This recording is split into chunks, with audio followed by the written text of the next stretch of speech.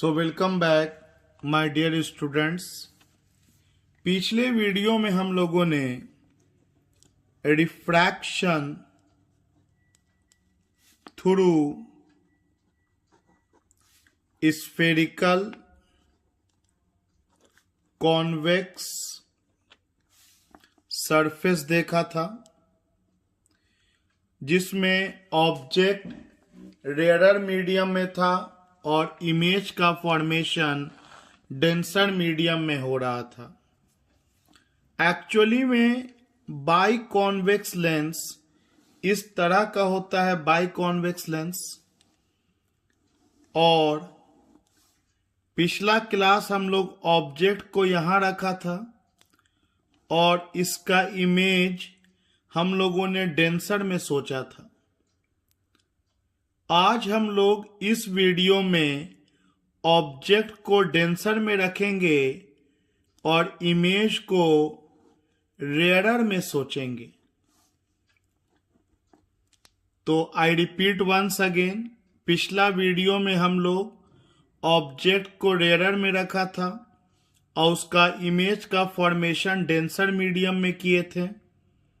आज हम लोग डेंसर में ऑब्जेक्ट को रखेंगे और इमेज का फॉर्मेशन रेयरर मीडियम में करेंगे। और फिर दोनों हिस्सा को जब हम लोग ऐड कर देंगे तो ये बाई कॉन्वेक्स लेंस का फॉर्मूला तैयार हो जाएगा, जिसे लेंस फॉर्मूला के नाम से भी जाना जाता है। तो लेंस फॉर्मूला सीखने के लिए ये बहुत ज़रूरी है कि आपको रेयरर टू डेंसर का कॉन्सेप्ट पता हो और फिर डेंसर टू रेयरर का कॉन्सेप्ट पता हो।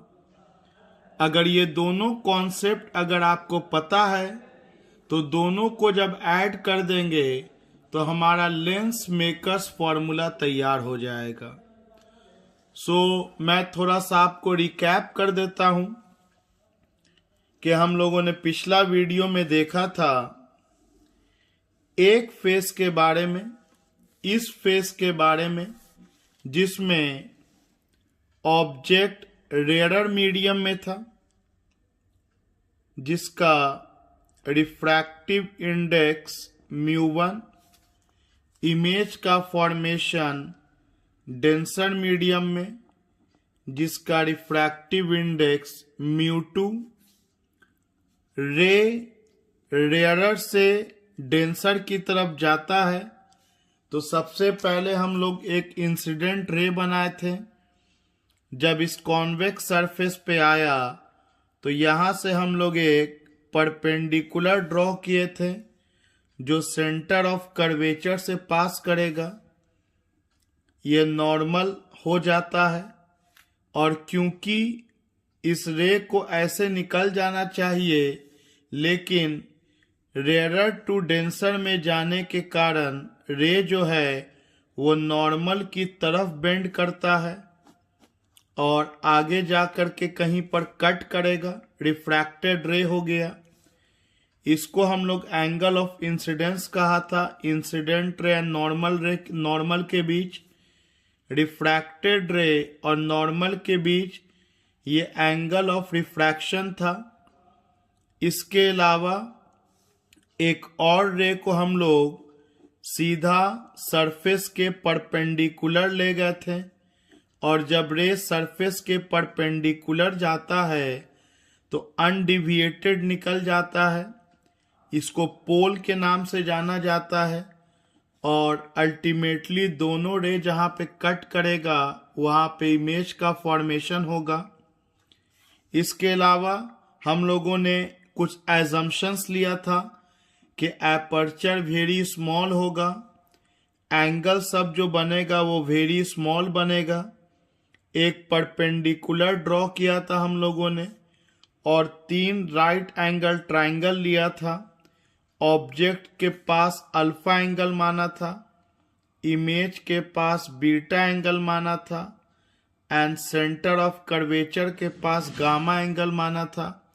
और फिर मैथमेटिकली हम लोगों ने रिलेशन निकाला था इस ऑब्जेक्ट डिस्टेंस के बीच, रेडियस ऑफ कर्वेचर के बीच एंड इमेज डिस्टेंस के बीच।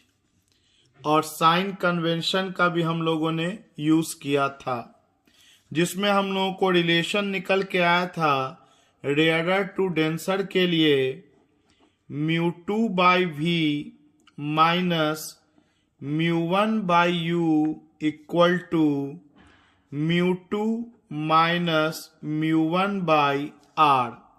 ये हम लोगों को रिलेशन निकल के आया था।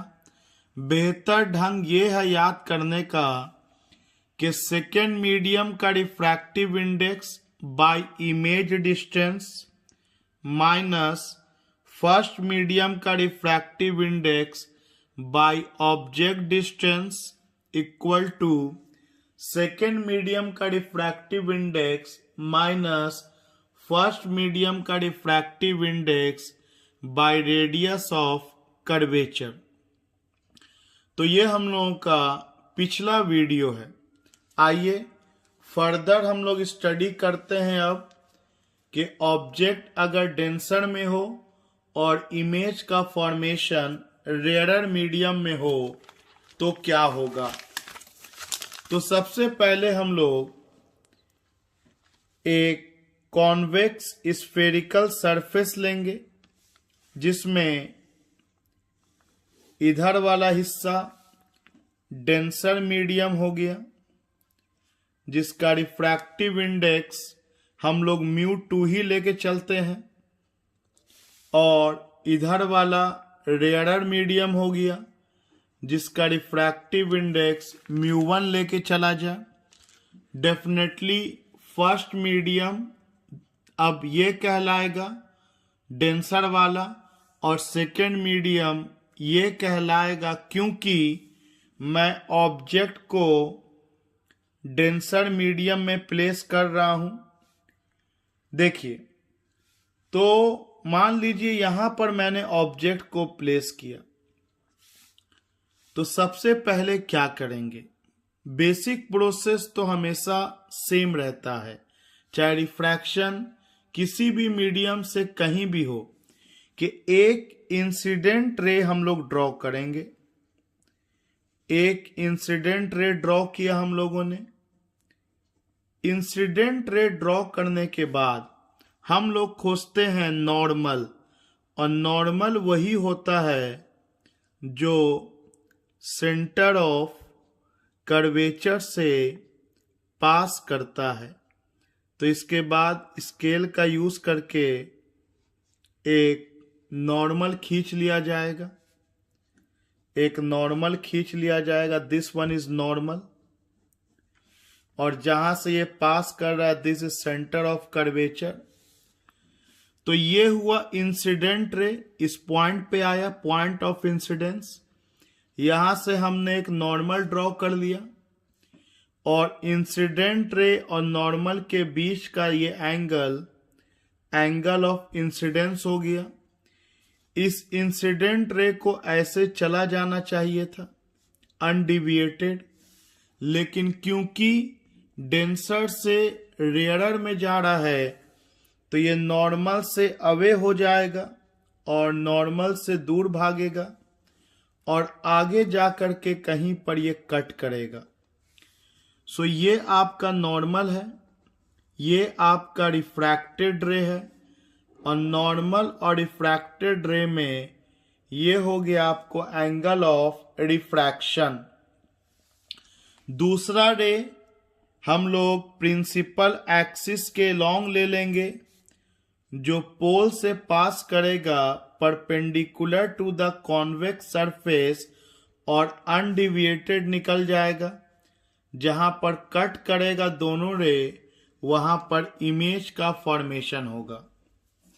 इसके बाद ये O से लेकर के P तक का दूरी ऑब्जेक्ट डिस्टेंस, P से लेके I तक का दूरी इमेज डिस्टेंस, C से लेके P तक का दूरी रेडियस ऑफ कर्वेचर।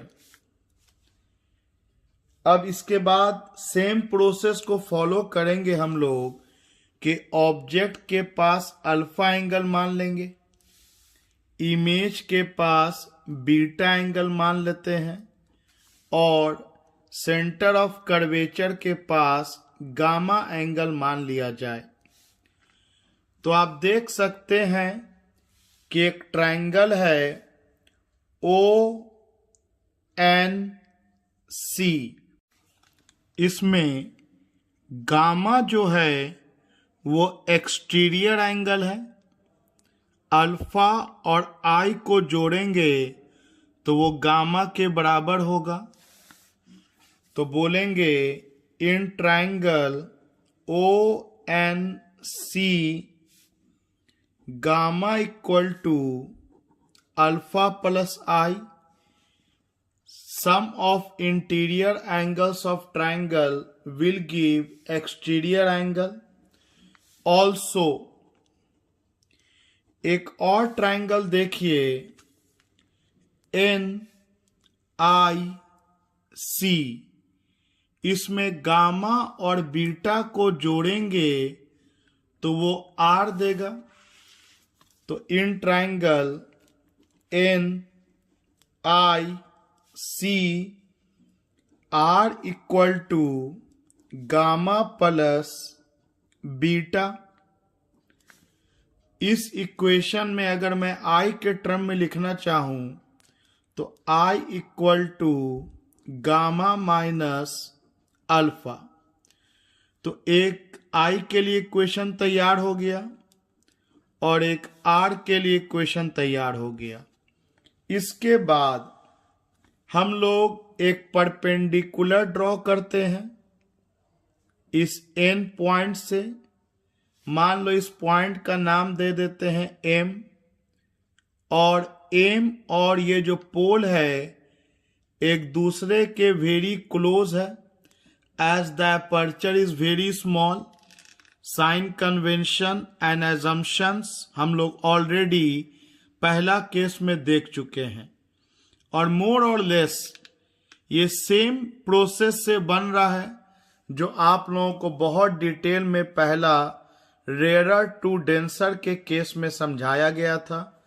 ये वाला केस डेंसर टू रेयर का है। तो इसमें भी हम लोग 3 राइट एंगल ट्रायंगल देखेंगे, OMN, दूसरा होगा CMN और तीसरा होगा NMI। और क्योंकि एंगल सारा वेरी स्मॉल है तो साइन आई को आई के बराबर ले सकते हैं या टैन अल्फा को अल्फा के बराबर ले सकते हैं। तो इसके बाद बोलेंगे हम लोग as all the angles are very small because rays are paraxial, मतलब प्रिंसिपल एक्सिस के ऑलमोस्ट पैरेलल रे है। तो अब अल्फा को लगभग टैन अल्फा कहा जा सकता है, और टैन होता है परपेंडिकुलर बाय बेस। तो परपेंडिकुलर NM और बेस हो गया OM, तो यहां आ जाएगा NM बाय OM, और जो लगभग इक्वल हो जाएगा NM के जगह पर हम लोग NP लिख सकते हैं ऑलमोस्ट, और ये OP हो जाएगा OM के जगह पर, क्योंकि M and P are very close to each other, so we can write here NM भी छोड़ा जा सकता है क्योंकि कॉमन होके निकल जाता है, but you can write here NP by OP। क्यों? क्योंकि M is close to P as we have taken the aperture is very small। अब हम लोग बीटा लिखेंगे, तो तो बीटा लगभग equal to tan beta, tan beta भी लगाएंगे इस ट्रायंगल में, तो आप देख सकते हैं कि perpendicular NM and base MI, तो NM लिखो या NP लिखो, ऑलमोस्ट बराबर साइज का मिलेगा। तो सिमिलरली NM बाई MI को लिखा जा सकता है लगभग NP बाई PI। उसी तरह से गामा के लिए भी इक्वेशन लिखेंगे, tan gamma perpendicular by base NM by CM, जिसको NP बाई CP लिखा जा सकता है। तो tan गामा हो जाएगा, क्योंकि एंगल स्मॉल है, tan गामा को गामा लिखो या गामा को लगभग इक्वल टू tan गामा लिख दो। तो ये हो जाएगा NM बाई CM, जिसको लगभग लिख सकते हैं NP बाई CP। अब रिफ्रैक्शन हो रहा है फ्रॉम डेंसर टू रेयरर, तो स्नेल्स लॉ लगाते हैं। और स्नेल्स लॉ ये थोड़ी बोलता है कि μ2 by μ1 equal to sine I by sine R, वो तो ये कहता है कि सेकेंड मीडियम का refractive index by first medium का refractive index equal to sine पहला मीडियम का एंगल बाई साइन दूसरा मीडियम का एंगल। तो चलिए स्नेल्स लॉ लगाया जाए यूजिंग स्नेल्स लॉ, जो कहता है सेकेंड मीडियम का रिफ्रैक्टिव इंडेक्स, तो सेकेंड मीडियम तो इस बार μ1 है, clearly you can see this is the second medium and this is the first medium. So second medium का refractive index by first medium का refractive index sine angle of incidence पहला medium का angle by sine angle of refraction. और क्योंकि angles are very small, so sine I को I से replace कर सकते हैं एंड साइन आर को आर से रिप्लेस कर सकते हैं। क्रॉस मल्टीप्लीकेशन करेंगे तो μ1 are equal to μ2 I.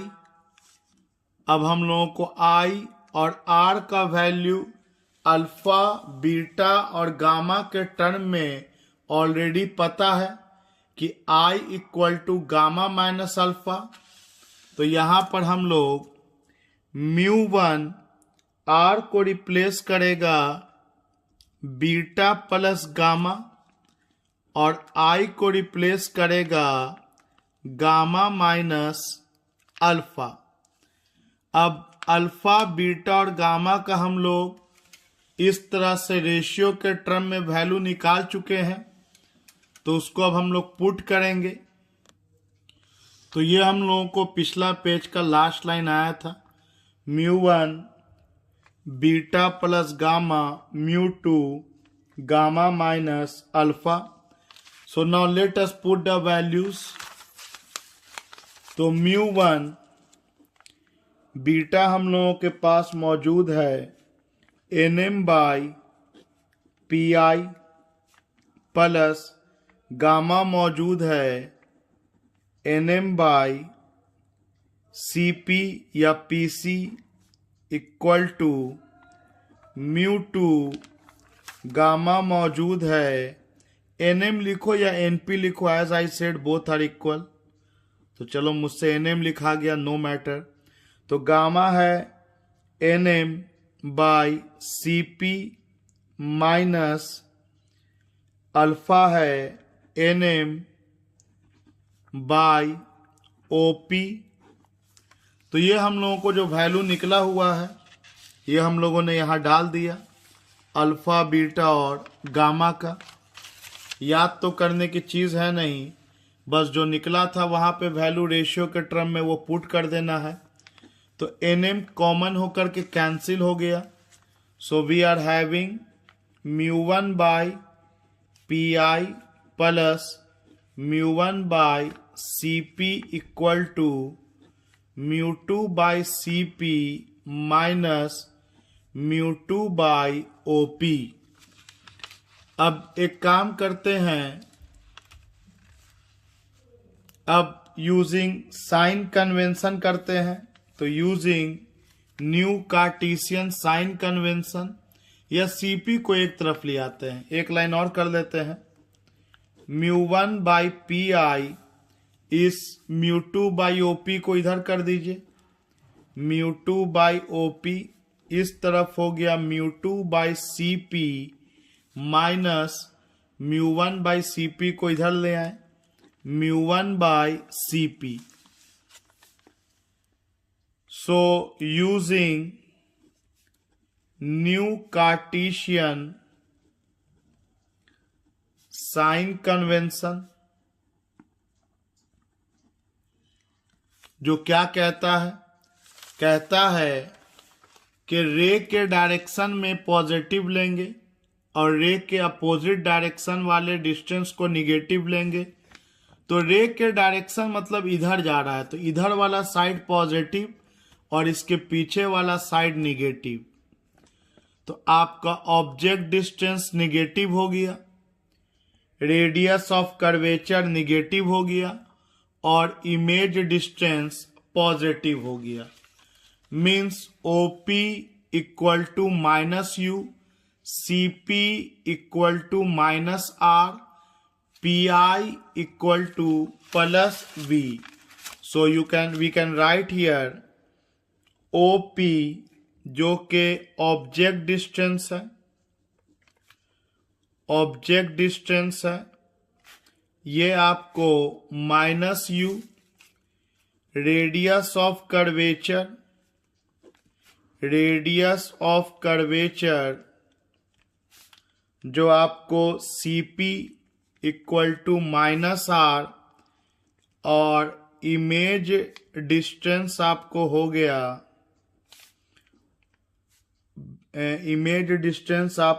P I equal to plus we.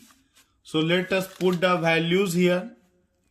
Mu one by P I के जगह पे v plus mu two OP के जगह पे minus u equal to LCM लेंगे तो ये तो सीपी हो जाएगा एलसीएम, और सीपी का माइनस आर,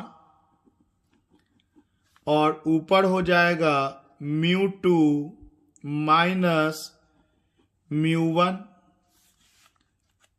या एक लाइन बढ़ाना चाहे हम लोग तो आप सोच सकते हैं कि ये mu two by minus R minus mu one by minus R. तो ये वाला टर्म माइनस माइनस प्लस हो जाएगा, तो इसको हम लोग mu one minus mu two by R लिख सकते हैं, या आप इसको ऐसे भी लिख सकते हैं direct mu one by v minus mu two by u. और इस माइनस को प्लस बनाने के लिए हम लोग ऊपर भी माइनस से मल्टीप्लाई कर देंगे और नीचे भी कर देंगे, तो ये माइनस माइनस प्लस हो जाएगा, तब ये माइनस हो जाएगा और ये माइनस माइनस प्लस हो जाएगा। मतलब म्यू वन को पहले लिख दीजिए, mu one minus mu two by R बन गया। सो ये हम लोगों को आ गया फॉर्मूला जब ऑब्जेक्ट डेंसर में हो और इमेज का फॉर्मेशन रेयरर में हो रहा हो। अगर आप ध्यान दीजिएगा उस केस से जो हम लोग पिछला क्लास में पढ़ा था तो सेम फॉर्मूला आया है। सेकेंड मीडियम का refractive index by image distance minus first medium का refractive index by object distance, second medium का refractive index minus first medium का रिफ्रैक्टिव इंडेक्स बाय आर। बस वहाँ नाम अलग था, यहाँ जो फर्स्ट मीडियम की तरह बिहेव कर रहा है म्यू टू, वहाँ वो सेकेंड मीडियम था, और इस केस में जो सेकंड मीडियम μ1 है वो वहाँ फर्स्ट मीडियम था। तो बाय द वे बेहतर है आप सोच समझ के इस तरह से पढ़ें तो चीज़ों को पढ़ना और समझना आसान हो जाएगा। तो आइए अब हम लोग दोनों केस को मिला के लेंस मेकर्स फॉर्मूला को सीखा जाए। इसमें एक तो एजम्पशंस ये है कि जो लेंस है वो वेरी थिन है, ये दोनों फेस एक दूसरे के बहुत करीब है, इतना करीब कि आप जितना भी डिस्टेंस है इस ऑप्टिकल सेंटर से ले सकते हैं। दूसरी बात, अगर इसे प्रिंसिपल एक्सिस ले लिया जाए और ऑब्जेक्ट को इस तरफ रखा जाए ऑब्जेक्ट को, तो ये जो सरफेस है ये फर्स्ट रिफ्रैक्टिंग सरफेस कहलाएगा, फर्स्ट रिफ्रैक्टिंग सरफेस कहलाएगा। और उसके बाद ये वाला सेकेंड रिफ्रैक्टिंग सरफेस कहलाएगा। फिर आप जैसा कि देख सकते हैं ये फर्स्ट रिफ्रैक्टिंग सरफेस का गोल इस तरफ हो रहा है, तो इसका जो सेंटर बनेगा वो इस तरफ बनेगा। और सेकेंड सरफेस को अगर स्फेयर बनाया जाए तो वो इस तरफ गोल हो रहा है, तो सेकेंड सरफेस का सेंटर इस तरफ बनेगा। अब हम लोग आइए रे डायग्राम बनाते हैं। ऑब्जेक्ट से सबसे पहले एक इंसिडेंट रे जाएगा, इस पॉइंट पर पॉइंट ऑफ इंसिडेंस हो गया, ये इंसिडेंट रे हो गया। ये एक रेयरर मीडियम है जिसका रिफ्रैक्टिव इंडेक्स μ1 है, और ये एक डेंसर मीडियम है जिसका रिफ्रैक्टिव इंडेक्स μ2 है। तो रूल क्या है? रूल है कि जब इंसिडेंट रे गिरेगा तो एक नॉर्मल हम लोग बनाते हैं। तो आप सेकेंड फेस के बारे में मत सोचो, आप सोचो रिफ्रैक्शन पढ़ रहे हैं फ्रॉम रेयरर टू डेंसर। तो यहां से एक परपेंडिकुलर खींचा हम लोगों ने और यहां पर ये कट किया। चलो इसको बेहतर खींचना, थोड़ा और बेहतर खींचना।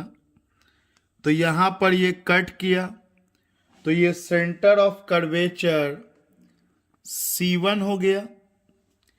इस रे को इस तरफ चला जाना चाहिए, लेकिन क्योंकि रेयरर टू डेंसर जा रहा है तो नॉर्मल की तरफ बेंड करेगा रे।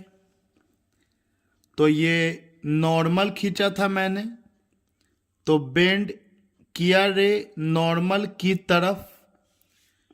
अब जब इस फेस पर आएगा तो फिर अगेन इस फेस पर रिफ्रैक्शन होगा फ्रॉम डेंसर टू रेयरर।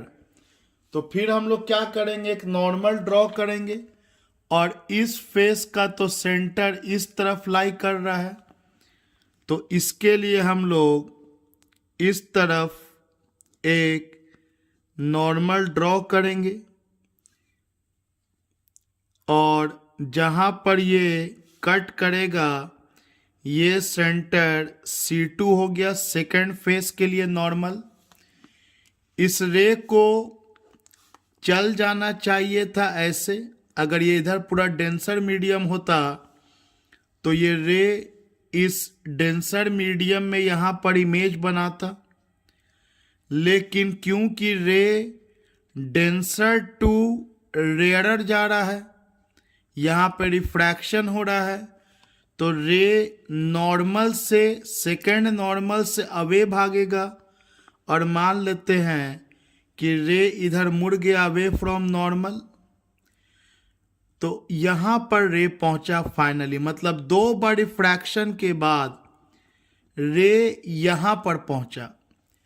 अगर 1 बार रिफ्रैक्शन होता तो रे यहां पहुंचता, लेकिन 1 बार रिफ्रैक्शन इस फेस पर हुआ और 1 बार रिफ्रैक्शन इस फेस पर हुआ।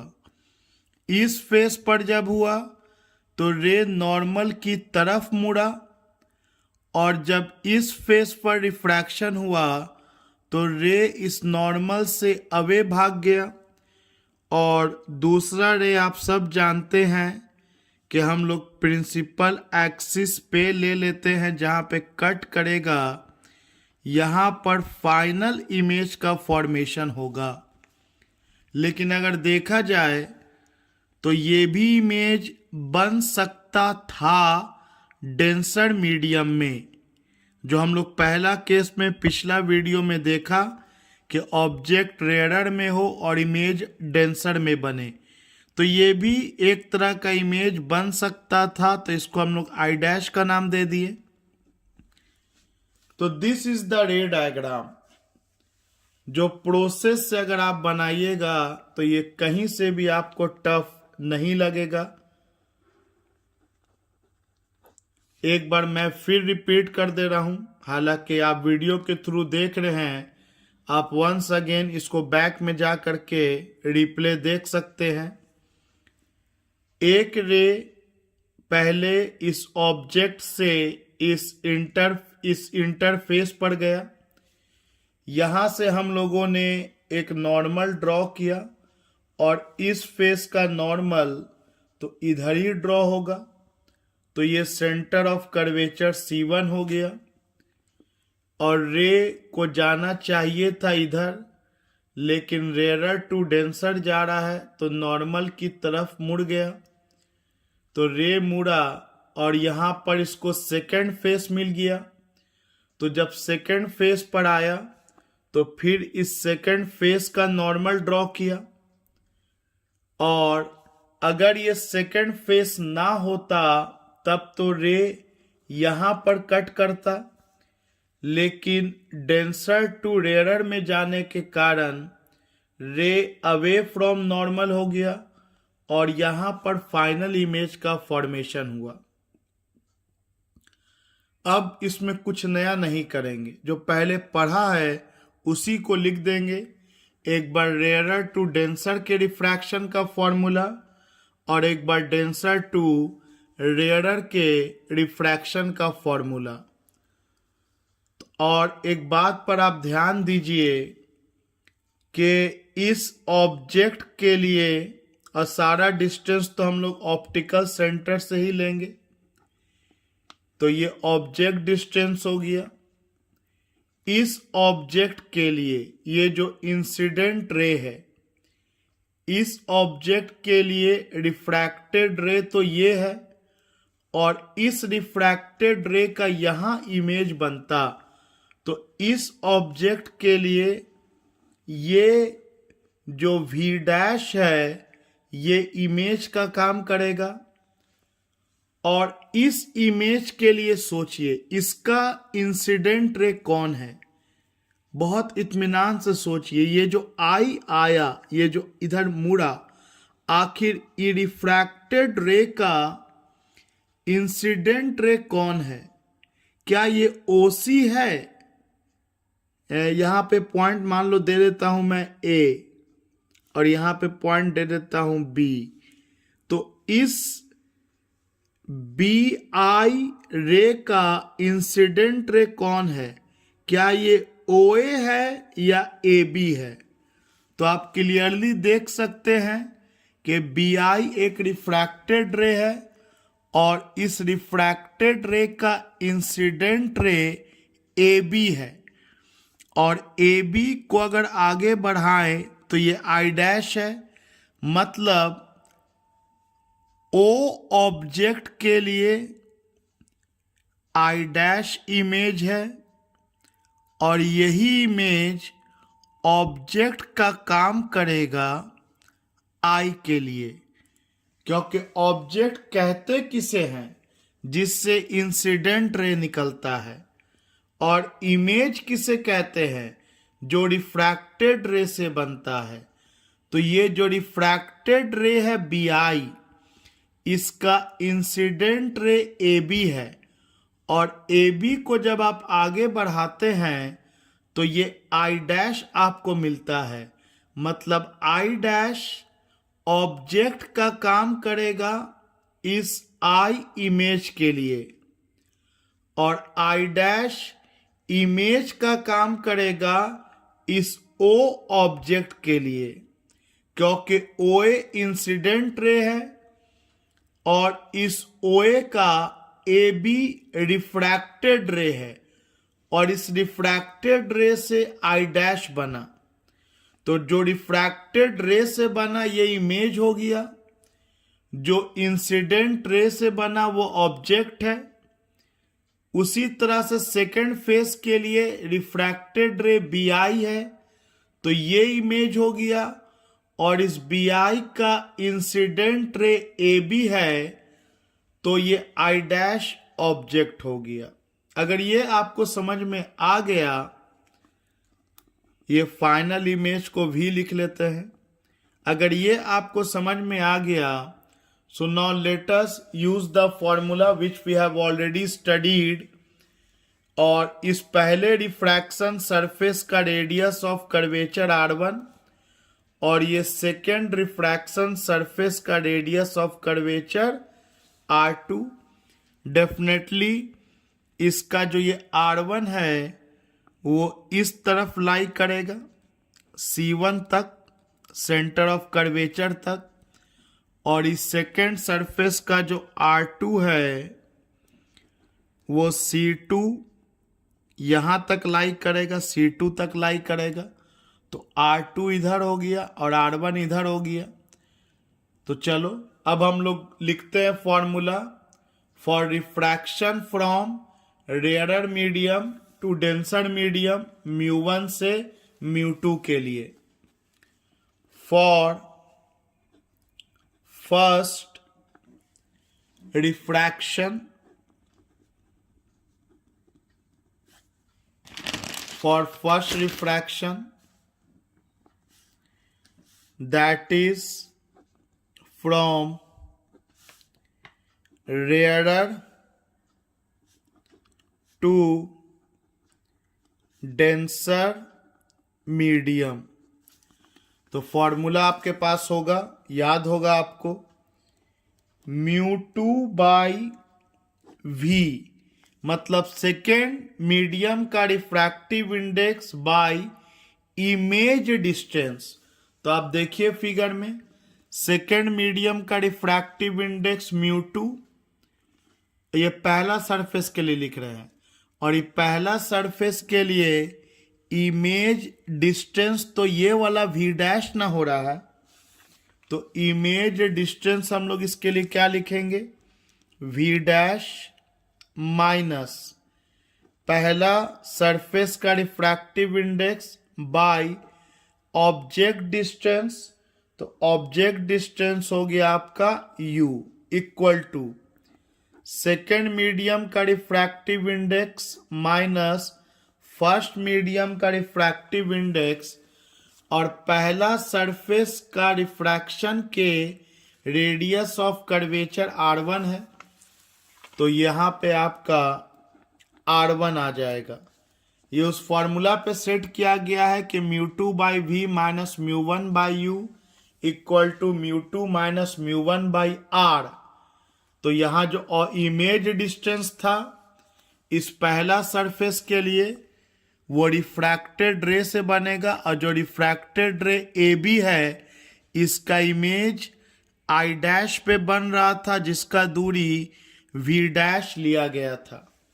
ये क्वेश्चन नंबर 1 तैयार हो गया।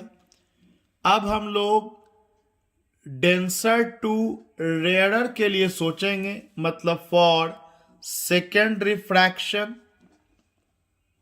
फॉर सेकेंड रिफ्रैक्शन या refraction through second spherical surface, that is from denser to rarer medium, from denser to rarer medium. Formula वही है, आपके पास ऐसा फॉर्मूला है भी, प्रूफ किया हुआ इसी वीडियो में मैंने प्रूफ किया है। ऐसे आप ऐसे सोचो, सेकेंड मीडियम का refractive index by image distance. तो जब आप डेंसर से रेयरर में जा रहे हैं तो सेकेंड मीडियम का रिफ्रैक्टिव इंडेक्स तो μ1 हो गया, तो सेकेंड मीडियम का refractive index by image distance. तो सेकेंड मीडियम का सेकेंड रिफ्रैक्शन के लिए आपका जो इमेज है वो इस रिफ्रैक्टेड रे से बना है, और ये हम लोगों ने V लिया है, फाइनल इमेज जो बना है, तो यहाँ पे V आ गया माइनस फर्स्ट मीडियम का रिफ्रैक्टिव इंडेक्स। तो इस बार फर्स्ट मीडियम तो आपका μ2 है, तो यहां पे आ जाएगा μ2 बाय ऑब्जेक्ट डिस्टेंस। तो ऑब्जेक्ट डिस्टेंस इस BI के लिए इंसिडेंट रे का काम AB कर रहा था, और AB को बढ़ाने पे यहां I' मिलता है, तो ये ऑब्जेक्ट डिस्टेंस आपको V' हो गया। तो यहाँ पे ऑब्जेक्ट डिस्टेंस V' हो गया इक्वल टू सेकेंड मीडियम का refractive index minus first medium का रिफ्रैक्टिव इंडेक्स बाय जो उसका रेडियस ऑफ कर्वेचर है। तो सेकंड वाले सरफेस का रेडियस ऑफ कर्वेचर R2 जो कि इस तरफ बन रहा है, आप देख सकते हैं। तो ये दो इक्वेशन तैयार हो गया। जैसा कि मैंने बोला था कि इसमें जो इक्वेशन तैयार होगा वो पहले के पढ़ाए हुए एक्सप्रेशन से ही तैयार होगा। अब क्या, अब इन दोनों को आप ऐड कर दीजिए, दोनों सरफेस एक साथ है ना, इन दोनों को जब हम लोग ऐड कर देंगे तो आप देख सकते हैं कि minus μ2 by V' plus μ2 by V' cancel हो जाएगा, और हमारे पास मिलेगा μ1 by V minus μ1 by U, और इस तरफ μ2 माइनस μ1 है और ये μ1 माइनस μ2 है।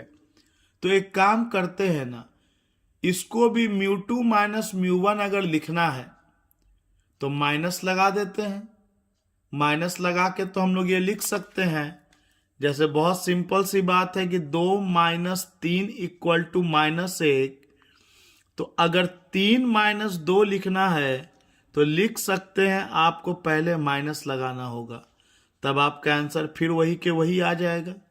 अगर अदला बदली करते हैं तो आपको माइनस लगाना पड़ेगा। तो चलिए यहाँ पे मैं एक लाइन और बढ़ा देता हूँ, μ1 by V minus μ2 by V' equal to, इसको इक्वेशन नंबर 2 ना करके थोड़ा अरेंज पहले ही से कर लेते हैं। इसको लिख सकते हैं μ2 माइनस μ1 बाई R2, और यहाँ पे क्या आ गया, माइनस आ गया, यहाँ पर आपका माइनस आ गया। आइए अब ये इक्वेशन नंबर 2 तैयार हो गया।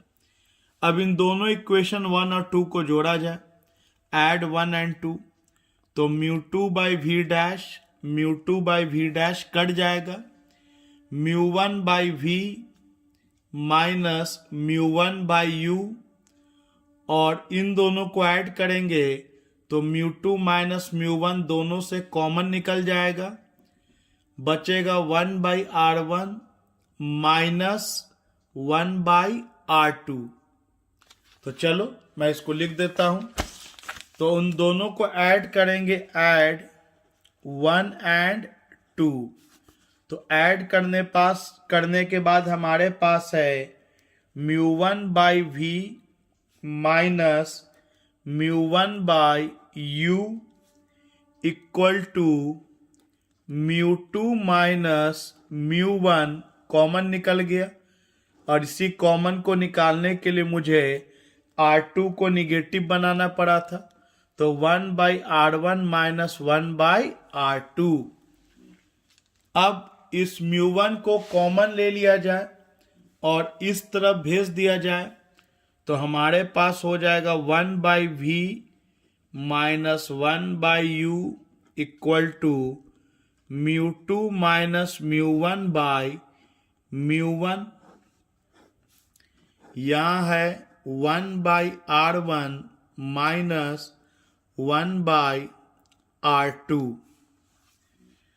तो 1/V minus 1/U equal to, अगर μ1 को दोनों में अलग अलग कर दें तो μ2/μ1 माइनस 1, अलग अलग फ्रैक्शन में कर दिए तो μ1/μ1 तो 1 हो जाएगा। 1/R1 माइनस 1/R2, ये इक्वेशन नंबर 3 कर लिया जाए। इक्वेशन नंबर 3 कर लिया हम लोग इसको। आइए अब देखिए, अगर ऑब्जेक्ट को इन्फिनिटी पे रख दें तो आप सबको पता है ऑब्जेक्ट जब इन्फिनिटी पे होता है तो रे पैरेलल आएगा, और रे जब पैरेलल आता है तो फोकस पे कट करता है। तो यहां पर हम लोग एक बात कर लेते हैं, इफ यू इन्फिनिटी, मतलब ऑब्जेक्ट को अगर इन्फिनिटी पर प्लेस कर दिया जाए, then image formed at focus, image focus पे बन जाएगा, मतलब इमेज डिस्टेंस फोकल लेंथ के बराबर हो जाएगा। आइए इन दोनों वैल्यू को इस इक्वेशन में डालते हैं, तो 1/V, तो V के जगह पे 1/F माइनस ऑब्जेक्ट डिस्टेंस के जगह पे इन्फिनिटी इक्वल टू μ2/μ1 को लिखा जा सकता है, आप सबको पता है μ21 refractive index of second medium with respect to first medium, minus 1/R1 minus 1/R2। तो हमारे पास आ गया 1/F, 1/इन्फिनिटी 0 हो गया, μ21 माइनस 1/R1 माइनस 1/R2। बहुत सारा न्यूमेरिकल इससे फॉर्म होगा। ये इक्वेशन नंबर 4। आप देख सकते हैं 3 और 4 को, दोनों का RHS सेम है, μ2/μ1 माइनस 1, 1/R1 माइनस 1/R2। यहाँ भी वही है, μ2/μ1 ही ना ये है, माइनस 1/R1 माइनस 1/R2। तो बोलेंगे हम लोग फ्रॉम 3 एंड 4 दोनों का RHS सेम है, तो 1/V minus 1/U equal to 1/F। So from 3 and 4 हमारे पास मिला 1/ object image distance minus 1/ object distance equal to 1/ focal length. This is lens makers formula. This is thin lens formula भी कह सकते हैं, या लेंस मेकर्स फॉर्मूला भी कह सकते हैं, जो रिलेशन दे रहा है U के बीच में, V के बीच में और F के बीच में। अब अगर पहला मीडियम एयर हो जाए तो आप सोच सकते हैं कि फर्स्ट मीडियम एयर होगा तो सेकेंड मीडियम का रिफ्रैक्टिव इंडेक्स लिख के ही काम चल जाएगा, तब μ-1 हो जाएगा, 1/R1 minus 1/R2. So this was very important derivation considering the board exam, an important formula for many type of numericals. Thank you.